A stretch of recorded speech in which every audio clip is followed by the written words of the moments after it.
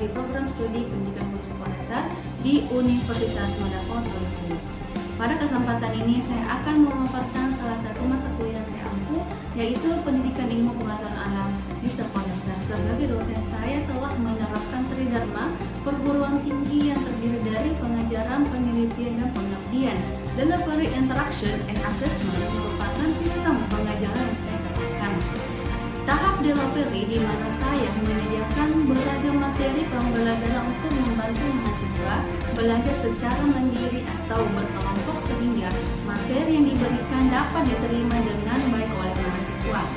Tahap interaction yaitu kegiatan tatap muka antara dosen dan mahasiswa untuk membahas mata kuliah yang dilakukan baik dalam kelas maupun di luar kelas untuk mencapai capaian pembelajaran. Tahap assessment yaitu rangkaian tugas terstruktur yang direncanakan misalnya dalam bentuk kuis, membahas suatu kasus atau menyusun dan mendokumentasikan suatu laporan proyek pembelajaran guna mengukur kemampuan mahasiswa secara objektif terhadap mata kuliah yang dipelajarinya. Sebelum masuk ke dalam penjelasan sistem dan pengajaran yang saya terapkan, terlebih dahulu saya akan menjelaskan mengenai mata kuliah yang saya bawakan. Mata kuliah yang saya bawakan yaitu pendidikan IPA SD. Mata kuliah ini mata kuliah wajib prodi. Mata kuliah ini berada semester 3 dengan bobot 2 SKS. Adapun CPL prodi dibebankan pada MK sebagaimana terlihat sebagai berikut ini.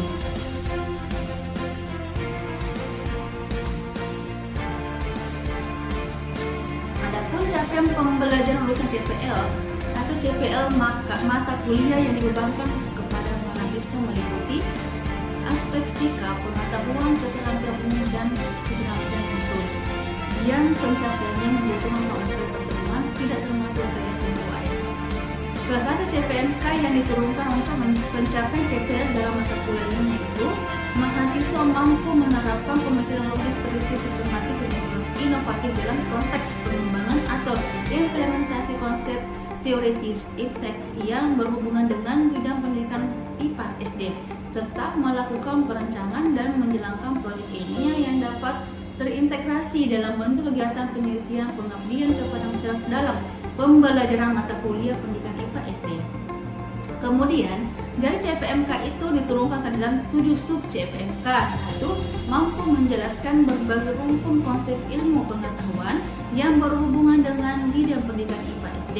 Yang kedua, mampu menetapkan perencanaan kegiatan proyek terintegrasi penelitian atau PKM dalam mata kuliah pendidikan IPA SD yang kontributif di satuan pendidikan tingkat sekolah dasar atau di masyarakat sesuai bidang keahliannya. 3. Mampu menerapkan pengetahuan dalam bentuk pelaksanaan proyek penelitian atau PKM yang terintegrasi dalam pembelajaran mata kuliah pendidikan IPA SD yang kontributif di satuan pendidikan tingkat sekolah dasar atau di masyarakat.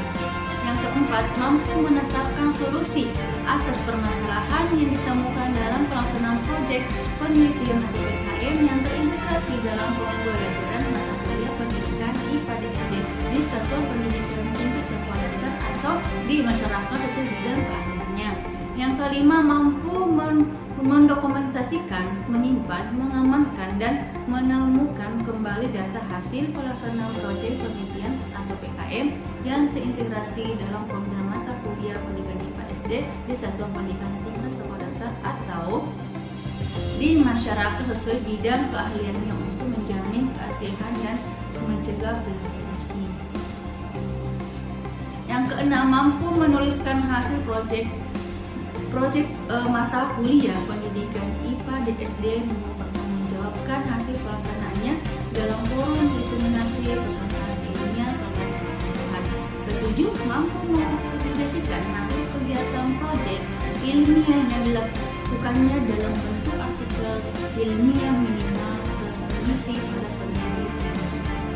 Untuk membekali mahasiswa dalam pencapaian sub-CPMK ini, dilakukan penguatan materi perkuliahan meliputi 8 pokok pembahasan. Yang pertama, ruang lingkup pembelajaran IPA. Yang kedua, manfaat limbah dapur pada pembelajaran. 3. Praktikum atau melaksanakan proyek. 4. Perencanaan pembelajaran IPA. Yang kelima, pelaksanaan pembelajaran IPA di SD. Yang 6. Evaluasi pemberian IPA. Yang ke-7, mengkonsepsi pemberian IPA dan 8. Model dan strategi IPA di SD.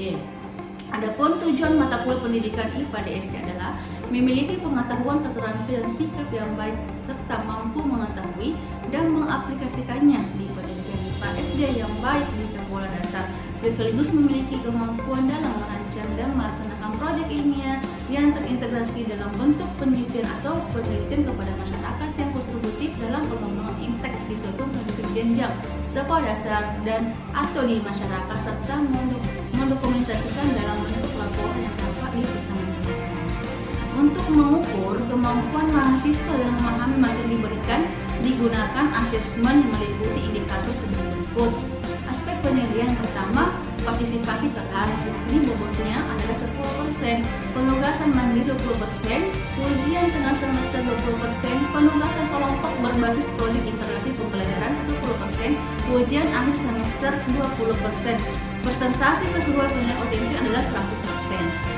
Untuk mendukung pencapaian CPL, CPMK, dan sub-CPMK mata kuliah pendidikan IPA SD ini juga diterapkan metode project based learning. Tujuannya adalah agar mahasiswa memiliki pengalaman langsung melakukan praktik yang berbau ilmu pengetahuan alam di sekolah dasar ataupun di masyarakat sebagai bagian dari proyek nyata pembelajarannya.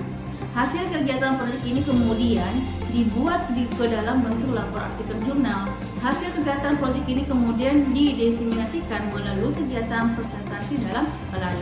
Dengan metode pembelajaran yang saya terapkan, mahasiswa akan memiliki kepercayaan diri, kreativitas, dan lebih aktif dalam menyalurkan pengetahuan dan keterampilan dalam proses perkuliahan dalam kelas maupun melalui kegiatan proyek ilmu pengetahuan IPA di sekolah dasar maupun di masyarakat yang menjadi lokasi proyeknya.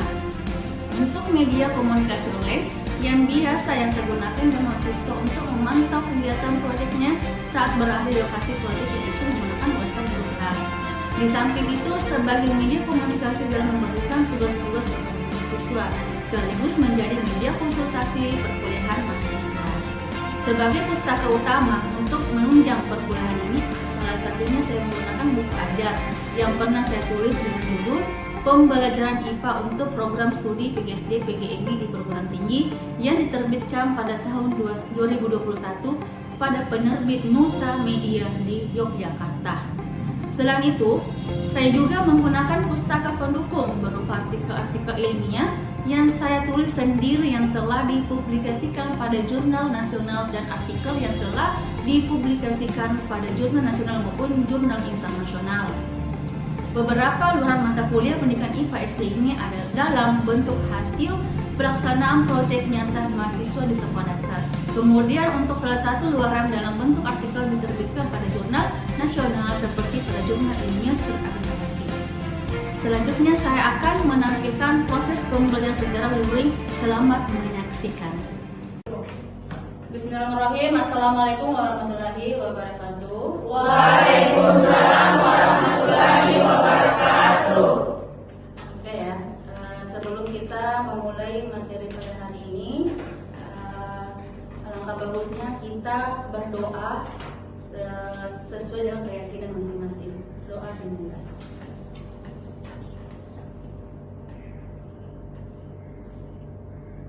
Doa selesai. Oke, semoga apa yang kalian doakan hari ini dilancarkan, dijabahkan oleh Allah Subhanahu wa Ta'ala ya. Baik, dengarkan namanya, Ibu akan absen. Ya. Rifani, Hadir Bu. Oke. Hikmah, Hadir Bu. Warni, Hadir Bu. Sabrina, Hadir Bu. Saiful, Hadir Bu. Irwati, Hadir Bu. Muhammad Yusuf Hadi, Hadir Bu. Karmina Lisa, Hadir Bu. Desi Nur Aini, Hadir Bu. Haikal hadir. Hadir Bu. Kenapa? Sakit. Sakit ya. Sudah berapa hari sakitnya Haikal? 2 hari Bu. 2 hari. Sakit apa? Semangat. Demam. Oh iya, karena lagi musimnya hujan ya. Hadir Bu. Musim tidak menentu. Baik, Febri Rani Rajab. Hadir Bu. Oke. Masmi. Hadir Bu.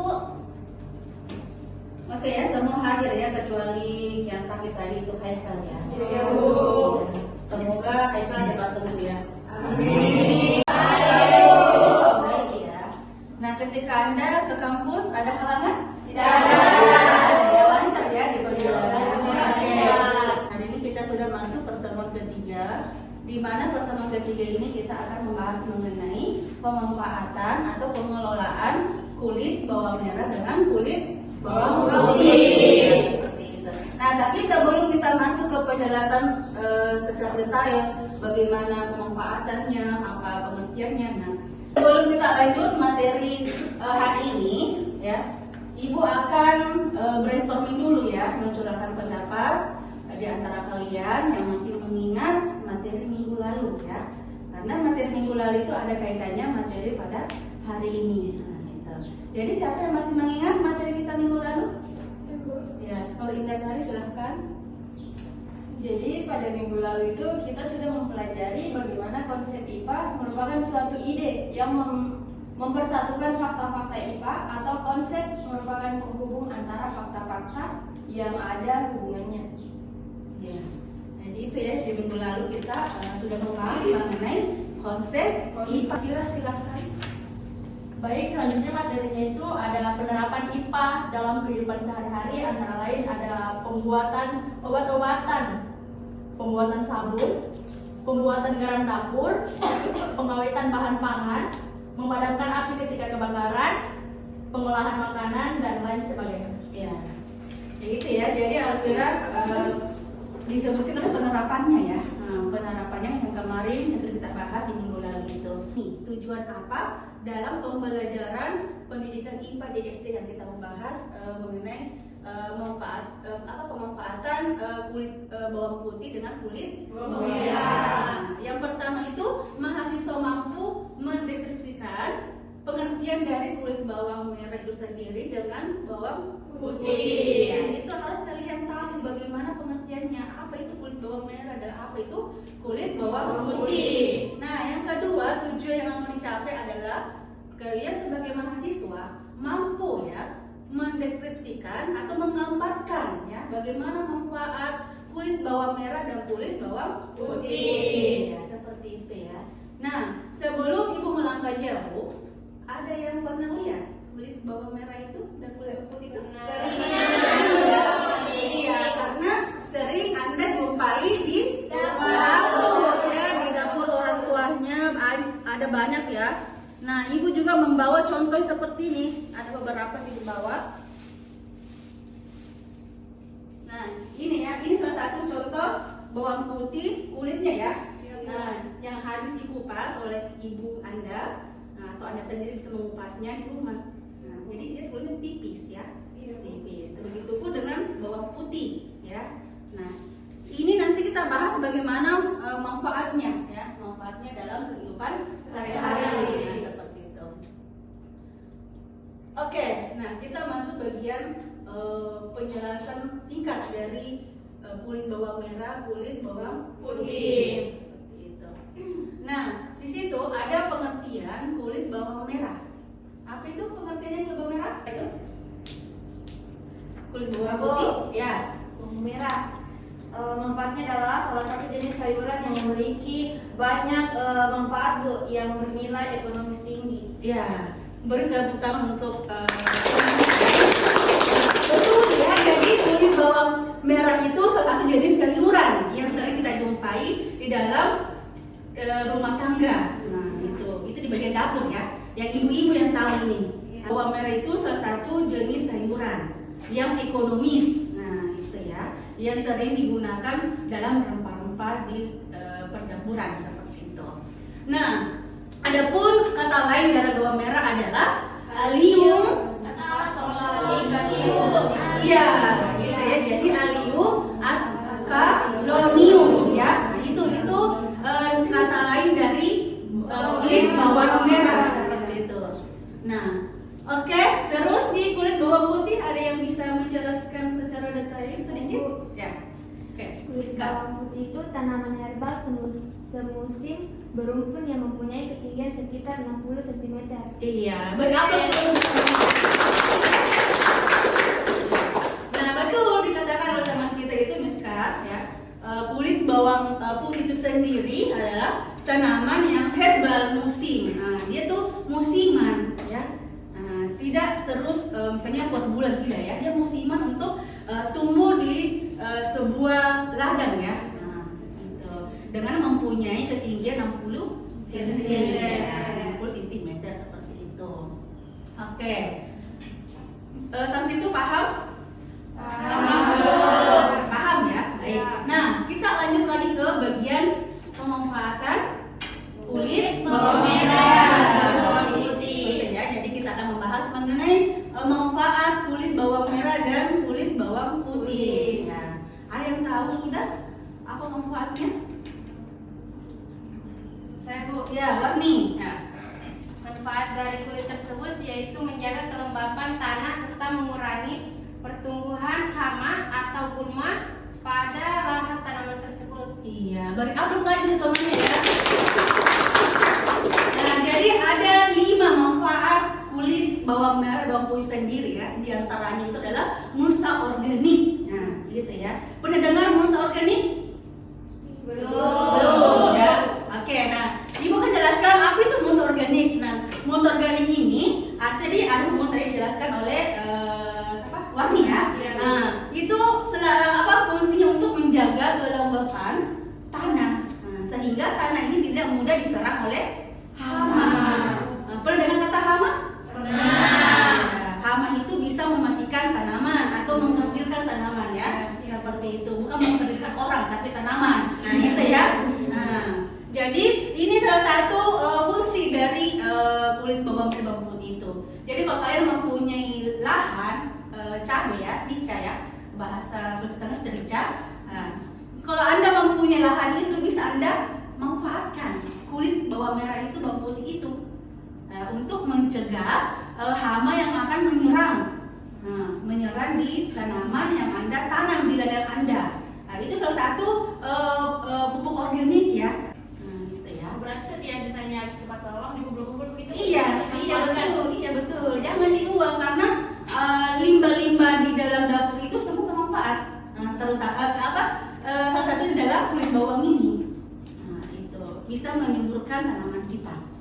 Baik. Nah, di mulsa organik ini juga ada zat kalium ya. Ada zat tertentu yang dikandung oleh kulit bawang itu. Nah, ada kalium dan kalsium. Sehingga kalium dan kalsium ini bisa mencegah namanya hama itu. Paham ya? Oke, kita lanjut yang kedua, pestisida ya. Nah, gitu. Nah, yang kedua ini pestisida nabati. Nah, fungsinya juga ini bisa mengusir hama ya.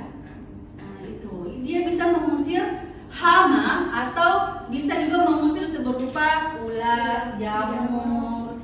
Nah, terus yang ketiga itu ada perangsang. Ya. Ini perangsang bagian akar tanaman ya. Nah, itu. Jadi di tanaman juga itu ada dikatakan perangsang, bukan cuma di kehidupan sehari manusia saja. Ya, seperti itu. Nah, iya, jadi juga dalam kehidupan tanaman ada dikatakan perangsang. Nah, perangsang itu di bagian akar tanaman. Gitu. Oke, nah, paham sampai situ? Paham. Nah, itu juga bisa sebagai vitamin B1 dalam tumbuhan. Nah, gitu. Makanya itu kalau Anda mengkonsumsi bawang merah bawang putih itu, nah itu semua ada vitaminnya. Nah, tapi tidak boleh kita berlebihan. Ya. Apalagi untuk tanaman juga bisa berfungsi seperti ada vitaminnya.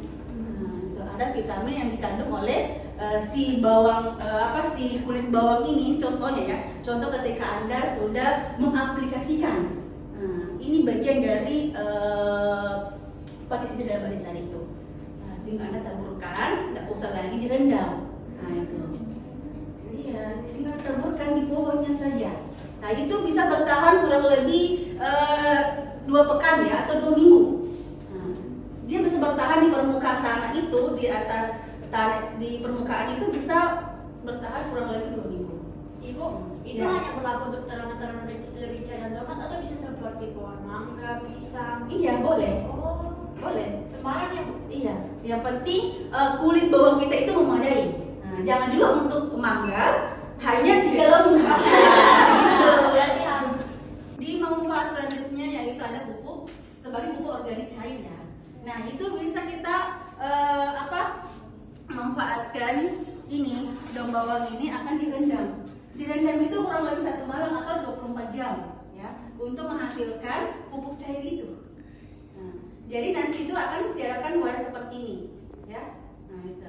Ibu, nanti kalau misalnya sudah rendam dihilangkan lagi daun-daunnya atau dibiarkan saja? Iya, nanti itu disaring ya. Oh, disaring. Iya, nanti itu disaring ketika Anda menggunakan. Nah, contoh seperti ini. Nah, ini sudah penyaringan, tinggal disemprot ke daunnya atau di batangnya. Nah, itu nanti akan mengusir seperti gulma itu, Iya. itu akan diusir. Semut pun akan minggat karena dia kan bau. Iya. Makanya ada bapak mengatakan jangan terlalu mengkonsumsi bawang merah, bawang putih karena bau. Seperti itu. Iya. Nah, cukuplah untuk tanaman saja. Tanamannya ya. Tapi yang paling cocok sekali adalah rica atau cabai ya. Bawang tomat gitu. Itu ya, ini cocok sekali untuk diaplikasikan di taman itu, kulit bawang putih itu. Nah, gitu. Karena itu bisa menyuburkan tanaman kita. Iya. Nah, baik, paham sampai situ? Paham. Nah, lanjut ya. Yang terakhir adalah kompos. Nah, kompos ini juga bisa memperkaya nutrisi ya pada tanaman kita. Nah, gitu. Jadi Anda sudah pernah buat kompos di rumah? Belum. Ya. Kalau Anda ingin nanti akan membuat kompos di rumah, Anda bisa mencampurkan dengan sisa-sisa bawang bombay ya. Nah, dicampurkan di kulit bawang merah dengan kulit bawang putih. Nah, itu nanti disimpan di wadah tertutup beberapa hari. Nah, baru bisa diaplikasikan di tanaman yang kita punya di ladang seperti itu. Nah, karena kompos itu sangat tinggi nutrisinya ya pada tanaman. Ya, karena dia memiliki campuran lagi selain dari bawang putih, bawang merah. Itu ya, paham ya? Paham. Oke, sampai situ ada pertanyaan? Ya Bu. Ya, Saiful ya. Baik Bu, saya ingin bertanya, bawang merah itu mengandung zat apa Bu pada tanaman? Iya. Nah, sebelum bertanya ada yang memberikan jawabannya dulu? Ada yang menjawab pertanyaan dari Saiful? Yang Ibu sudah jelaskan di awal tadi itu? Nah, Ibu sudah menjelaskan di awal ya kandungan apa di dalam bawang merah itu. Ada yang mau masih ingat tadi penjelasan itu? Tidak Bu. Enggak. Iya. Ya, oke. Nah, senyawa di dalam bawang merah itu adalah ada dikatakan senyawa acetogunin. Nah, itu di dalam kulit bawang itu.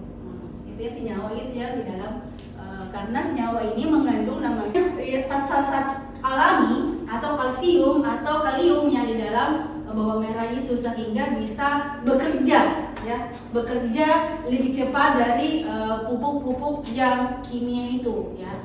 Nah, kimia itu mungkin bisa bekerja dengan cepat tapi dia hanya lambat laun akan berefek ke tanaman dan kepada tubuh kita. Nah, kalau di senyawa acetylene ini itu sangat bagus sekali ya. Nah, kan dapat dia punya pekerjaan bekerja dalam tanaman memberikan nutrisi pada tanaman kita seperti itu. Oke, ada yang memberikan masukan lagi? Ada? Tiada Bu. Tidak ada ya? Ya. Baik, selanjutnya masih ada pertanyaan? Saya. Ya, silakan. Ini saya mau bertanya Bu, bagaimana cara pembuatan kompas dari kulit bawang?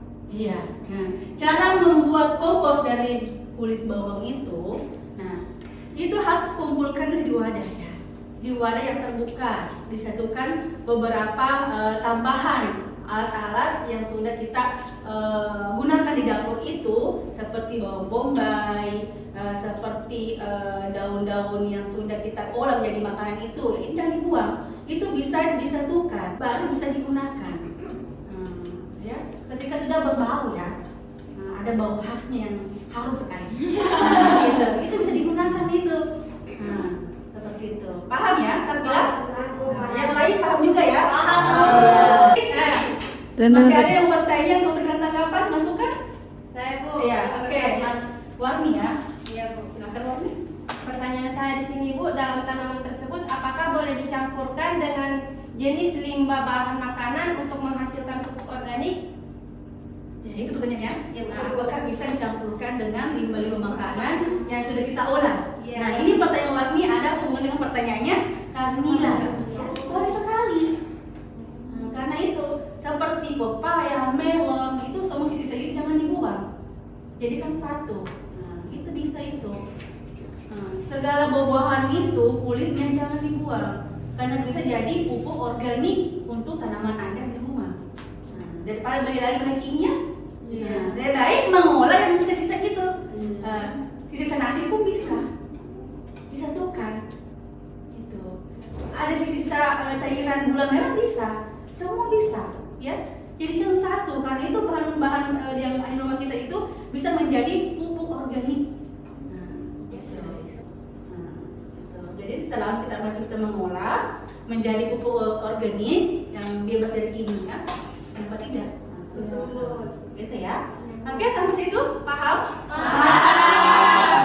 Atau masih ada bertanya? Paham ya? Paham. Oke. Nah, semoga apa yang hari ini kita simak bersama semoga menjadi pembelajaran ke depan ya. Semoga dapat kita ingat, kita pahami. Nah, tetapi sebelum Anda bubar dari ruangan ini, Ibu mempunyai oleh-oleh ya. Oleh-olehnya itu bagus sekali ya. Nah, nanti Anda membentuk kelompok ya. Iya, kelompok itu ada 3. Nah, nanti tiap kelompok itu masing-masing bertugas untuk mempraktekkan apa yang Ibu sudah jelaskan tadi. Siap ya? Nah, kan tadi ada 5 item ya. Manfaatnya itu, silakan pilih 5 item itu. Bebas Bu dipilih. Iya, bebas. Nah, nanti penelitian Anda atau Anda praktekkan jadikan artikel ya.